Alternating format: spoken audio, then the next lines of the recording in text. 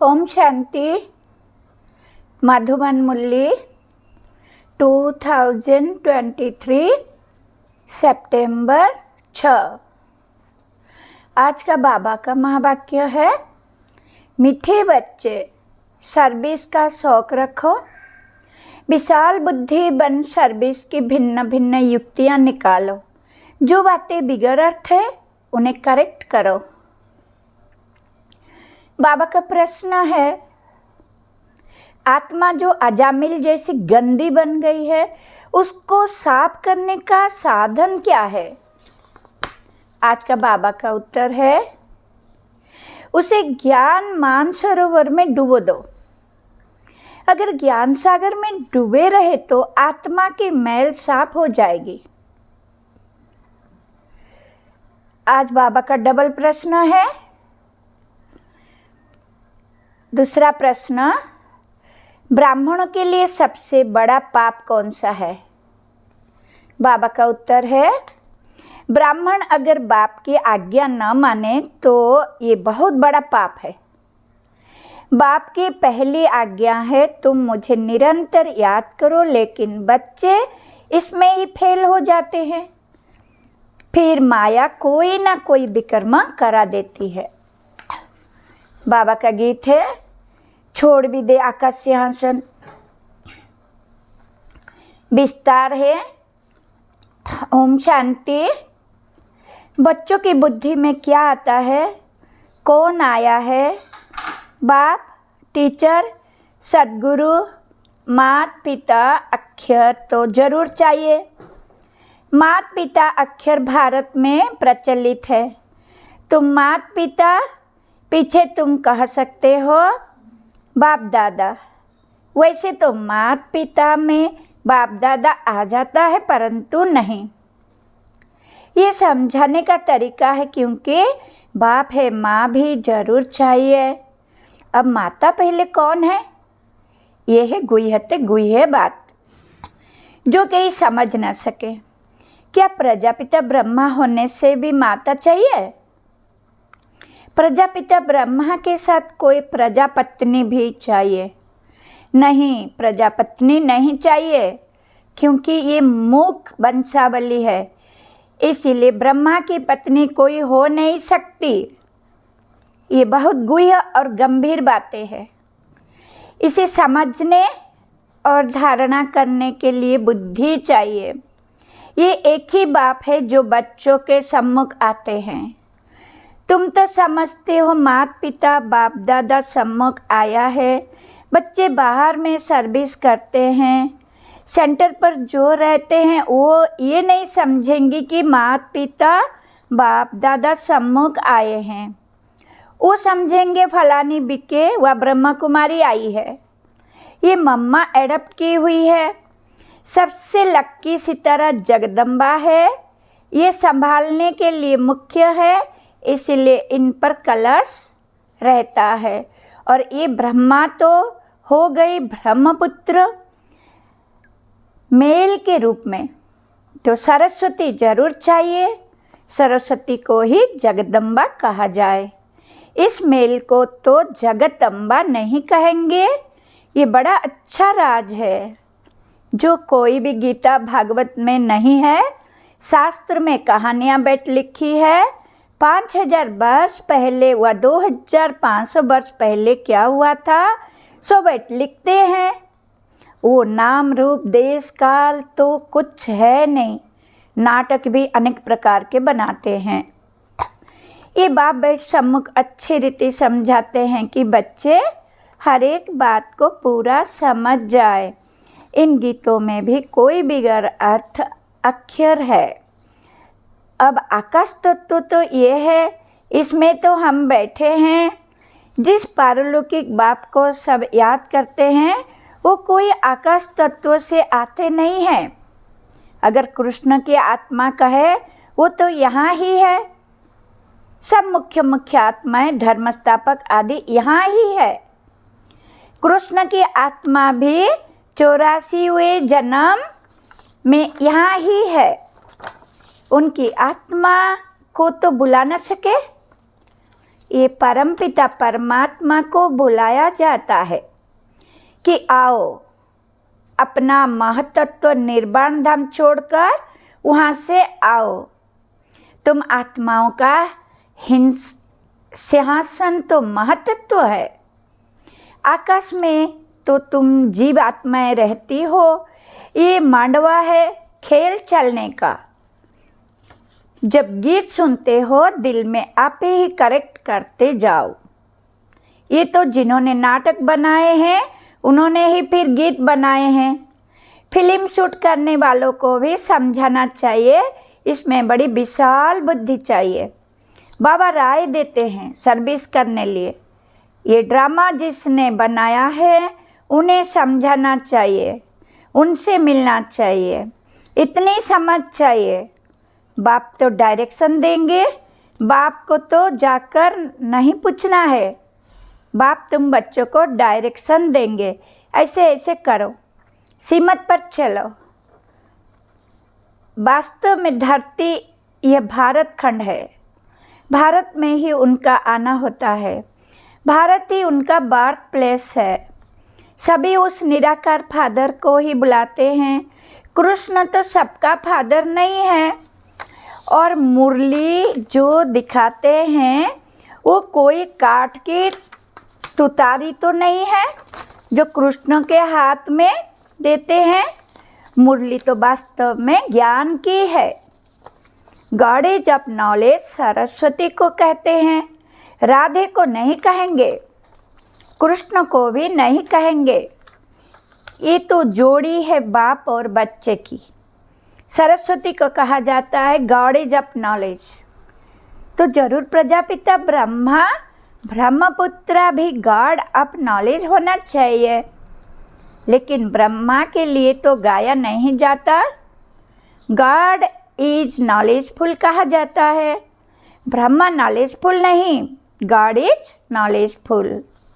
परमपिता परमात्मा ज्ञान सागर है तो जरूर अपने बच्चों को ज्ञान देंगे। पहले पहले इनमें प्रवेश कर इन द्वारा दूसरों को देते हैं। इनमें सब लक्की सितारे आ जाते हैं। ज्ञान सूर्य, फिर ज्ञान चंद्रमा, ये ब्रह्मा हुए।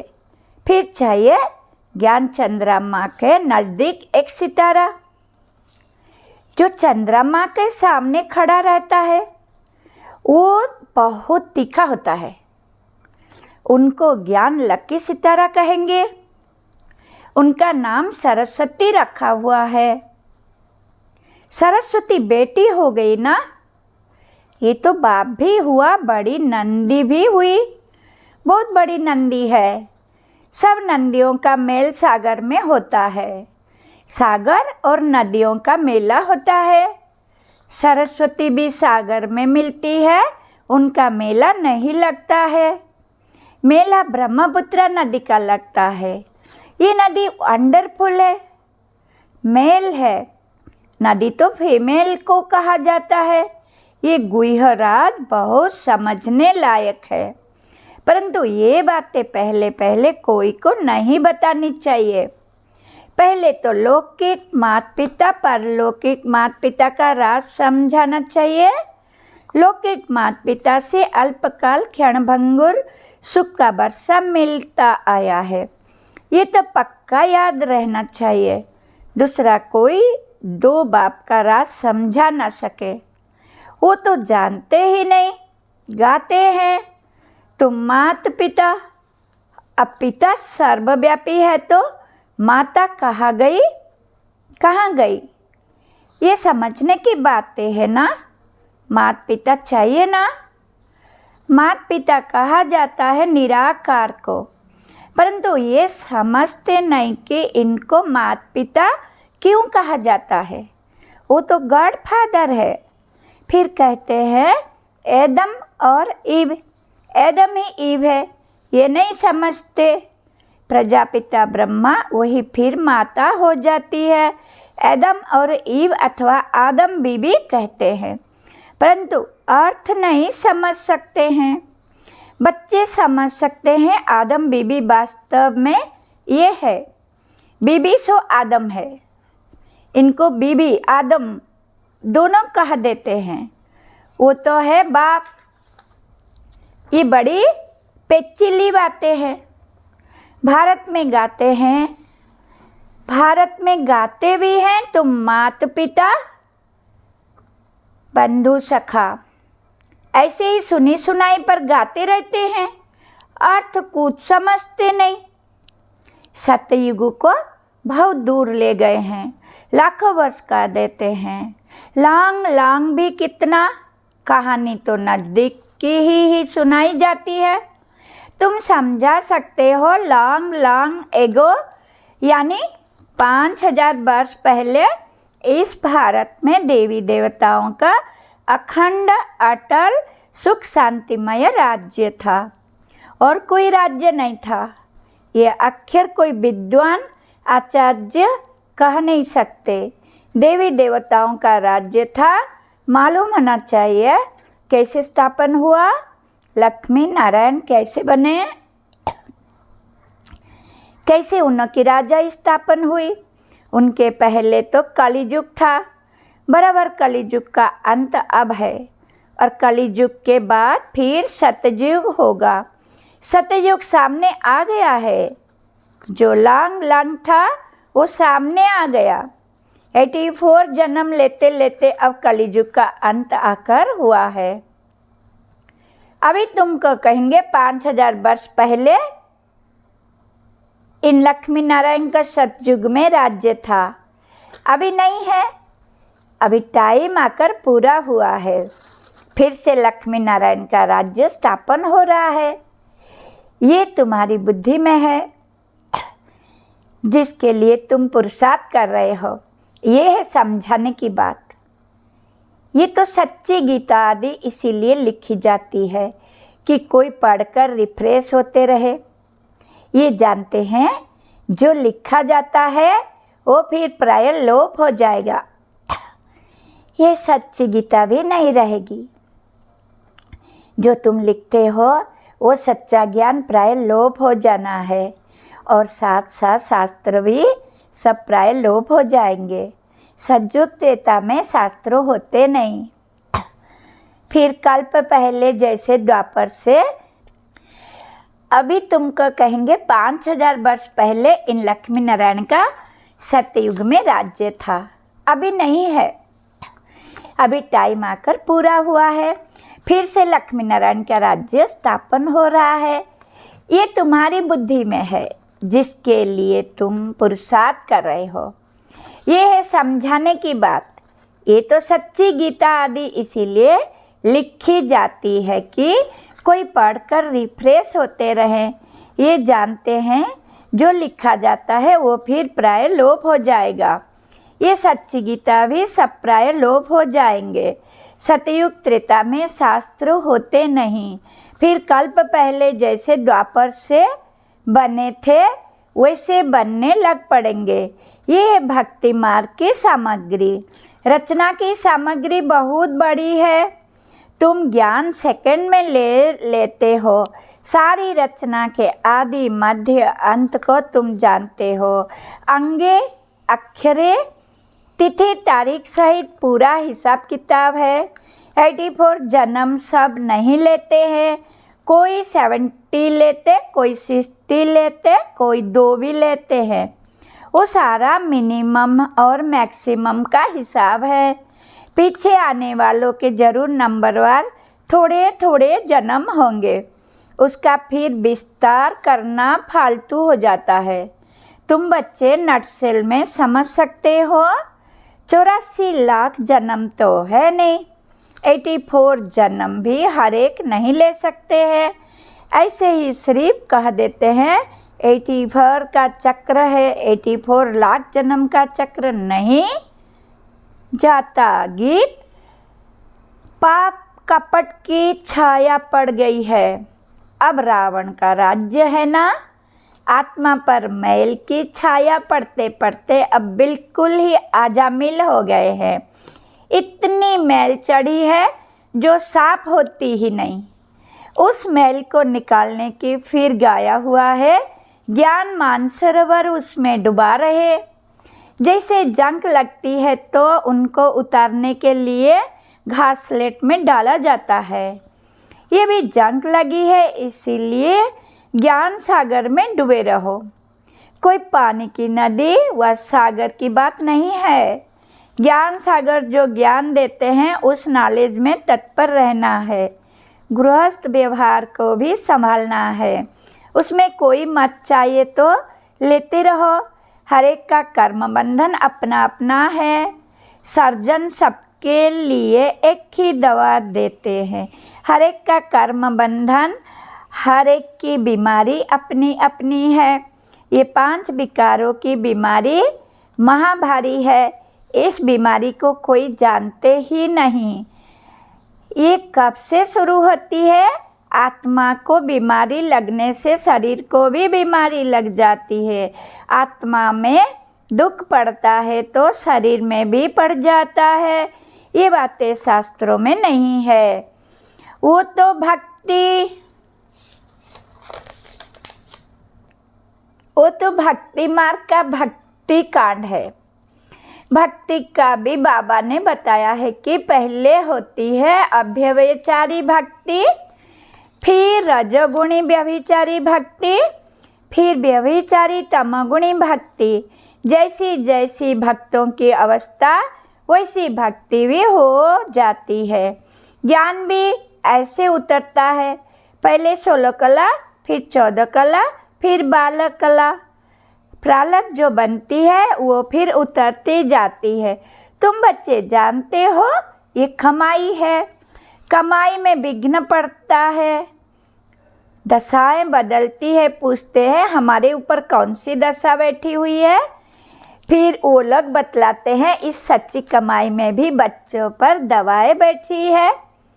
कोई पर राहु की दशा बैठती है, खाला मुंह कर लेते हैं। बृहस्पति की दशा थी, फिर माया ने थप्पड़ लगाया तो राहु की दशा बैठ गई। काम में गिरा और फट से राहु का ग्रहण लगा, ताला बंद हो गया है। यह है गुप्त कड़ी सजा। वो फिर कभी कह न सकेंगे कि भगवान उवाचो काम महाशत्रु। सन्यासी भी काम महाशत्रु के कारण ही स्त्री को छोड़ चले जाते हैं।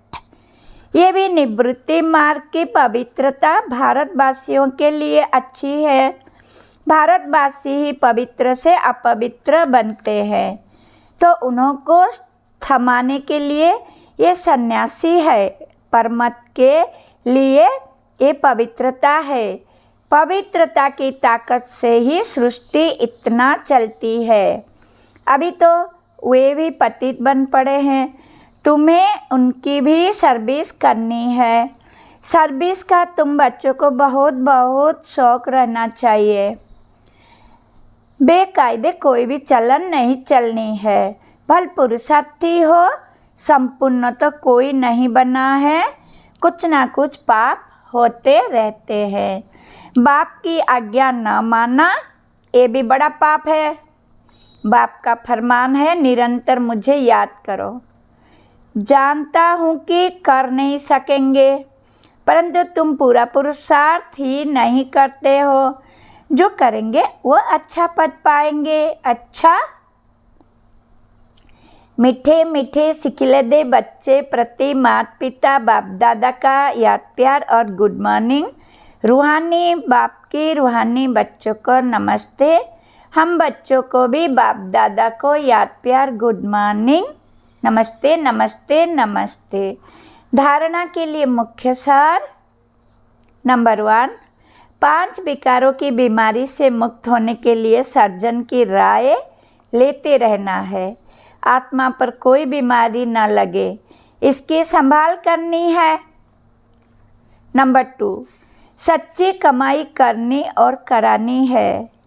कोई भी बेकायदे चलन नहीं चलनी है। राहु की दशा कभी ना बैठे, इसके लिए बाप के फरमान पर सदा चलना है। वरदान है याद और सेवा द्वारा सब चक्करों को समाप्त कर समा पर फिदा होने वाले सच्चे परवाने भव। विस्तार है जो बच्चे याद और सेवा में सदा बिजी रहते हैं वो सभी चक्करों से सहज ही मुक्त हो जाते हैं। कोई भी चक्र रहा हुआ होगा तो चक्कर ही लगाते रहेंगे, कभी संबंधों का चक्कर, कभी अपने स्वभाव संस्कार का चक्कर।